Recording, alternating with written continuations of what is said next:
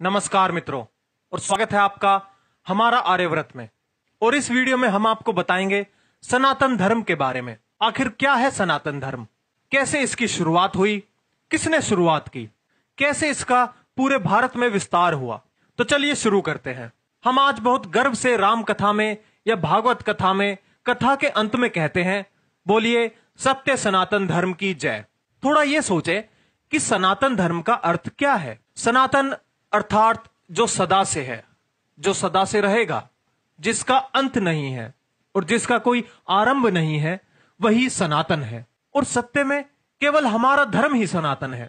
यीशु से पहले ईसाई मत नहीं था, मोहम्मद से पहले इस्लाम का मत नहीं था।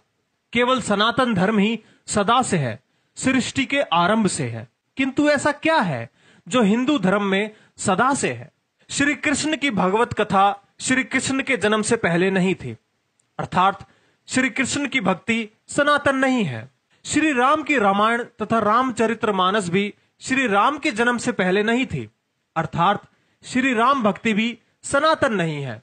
श्री लक्ष्मी भी यदि प्रचलित सत्य और असत्य कथाओं के अनुसार भी सोचे तो समुद्र मंथन से पहले नहीं थी, अर्थात लक्ष्मी पूजन भी सनातन नहीं है। गणेश जन्म से पूर्व गणेश का कोई अस्तित्व नहीं था, तो गणपति पूजन भी सनातन नहीं है। शिव पुराण के अनुसार शिव ने विष्णु व ब्रह्मा को बनाया, तो विष्णु भक्ति व ब्रह्मा भक्ति सनातन नहीं है। विष्णु पुराण के अनुसार विष्णु ने शिव और ब्रह्मा को बनाया, तो शिव भक्ति और ब्रह्मा भक्ति सनातन नहीं है। ब्रह्म पुराण के अनुसार ब्रह्मा ने शिव और विष्णु को बनाया, तो विष्णु भक्ति और शिव भक्ति सनातन नहीं है। देवी पुराण के अनुसार देवी ने ब्रह्मा, विष्णु और शिव को बनाया, तो यहां भी तीनों की भक्ति सनातन नहीं रही। यहां थोड़ा विचार करें कि ये सभी ग्रंथ एक दूसरे से बिल्कुल उल्टी बात कर रहे हैं, तो इनमें से अधिक एक ही सत्य हो सकता है, बाकी झूठ।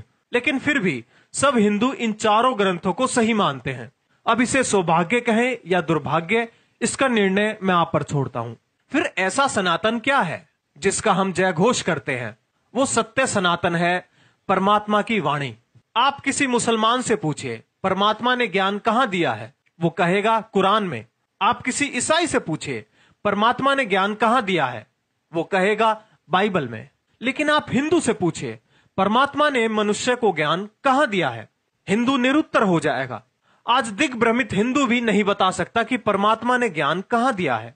आधे से अधिक हिंदू तो केवल हनुमान चालीसा को ही परमात्मा का ज्ञान बता देंगे।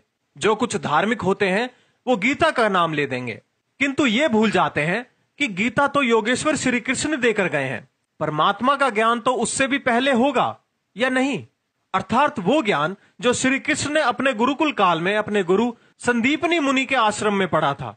जो कुछ अधिक ज्ञानी होंगे वो उपनिषद कह देंगे, परंतु उपनिषद तो ऋषियों की वाणी है, ना कि परमात्मा की।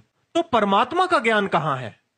वेद, जो स्वयं परमात्मा की वाणी है, उसका अधिकांश हिंदुओं को केवल नाम ही पता है। वेद परमात्मा ने मनुष्य को सृष्टि के प्रारंभ में दिए। जैसे कहा जाता है कि गुरु बिना ज्ञान नहीं, तो संसार का आदि गुरु कौन था? वो परमात्मा ही था। उस परम पिता परमात्मा ने ही सब मनुष्यों के कल्याण के लिए वेदों का प्रकाश सृष्टि के आरंभ में किया। जैसे हम नया मोबाइल लेते हैं, साथ में एक गाइड मिलती है कि उसे कैसे चालू करें, किस प्रकार से इस्तेमाल करें, इस स्थान पर ना ले जाएं, इस स्थान पर ले जाएं, ऐसी चीजों के साथ ना रखें आदि। उसी प्रकार जब परम पिता ने हमें यह मानव तन दिया और यह संपूर्ण सृष्टि हमें रचकर दी, तब क्या उसने हमें यूं ही बिना किसी ज्ञान व बिना किसी निर्देशों के भटकने के लिए छोड़ दिया? नहीं, उसने हमें साथ में गाइड दी कि इस सृष्टि को कैसे उपयोग करें, क्या करें, इस तन से क्या करें, इसे कहां लेकर जाए, मन से क्या विचारे, नेत्रों से क्या देखें, कानों से क्या सुने, हाथों से क्या करें आदि। उसी का नाम वेद है। वेद का अर्थ है ज्ञान। परमात्मा के उस ज्ञान को आज हमने लगभग बुला ही दिया है। वेदों में क्या है? वेदों में कोई कथा कहानी नहीं है, ना तो श्री कृष्ण की ना श्री राम की। वेद में तिनके से लेकर परमेश्वर पर्यंत वह संपूर्ण मूल ज्ञान विद्यमान है जो मनुष्य को जीवन में आवश्यक है। मैं कौन हूं? मुझ में ऐसा क्या है जिसमें मैं की भावना है? मेरे हाथ, मेरे पैर, मेरा सिर, मेरा शरीर, पर मैं कौन हूं? मैं कहां से आया हूं? मेरा तन तो यही रहेगा, तो मैं कहां जाऊंगा? परमात्मा क्या करता है? मैं यहां क्या करूं? मेरा लक्ष्य क्या है? मुझे यहां क्यों भेजा गया? इन सब का उत्तर तो केवल वेदों में ही मिलेगा। रामायण, भागवत, महाभारत आदि तो सारी ऐतिहासिक घटनाएं हैं जिनसे हमें सीख लेनी चाहिए और इन जैसे महापुरुषों के दिखाए सन्मार्ग पर चलना चाहिए। लेकिन उनको ही सब कुछ मान लेना और जो स्वयं परमात्मा का ज्ञान है उसकी अवहेलना कर देना केवल मूर्खता है। यह हमारी छोटी सी कोशिश थी आपको अपना धर्म यानी सनातन धर्म समझाने की। आशा है कि आप इस जानकारी को हर हिंदू और हर सनातनी के पास साझा करेंगे, क्योंकि यह जानकारी हर हिंदू के पास या हर भारतीय के पास होनी जरूरी है। और वर्तमान में तो इसकी जानकारी होना अति आवश्यक है, क्योंकि जैसे एक षड्यंत्र के तहत हिंदुओं को हीन बनाया जा रहा है और उनको उनके ही सनातन धर्म के खिलाफ भड़काया जा रहा है, जल्द ही हिंदू सिर्फ इतिहास बनकर रह जाएंगे। और जो कुछ लोग ये बोलते हैं कि हिंदू कभी खत्म नहीं हो सकते, वो जीवन पर्यंत तक रहेंगे, तो मैं आपको बता दूं आज दुनिया में हिंदुओं का सिर्फ एक ही देश है और वो भी सिर्फ अनौपचारिक रूप से।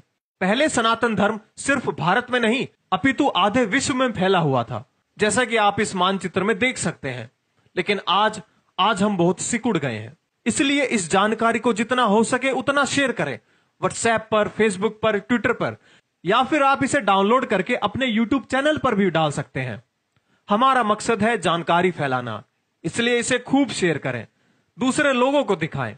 आपसे बस इतनी सी आशा है। और हमारे यूट्यूब चैनल हमारा आर्यव्रत को सब्सक्राइब करना ना भूलें। तब तक के लिए करबद्ध नमस्कार।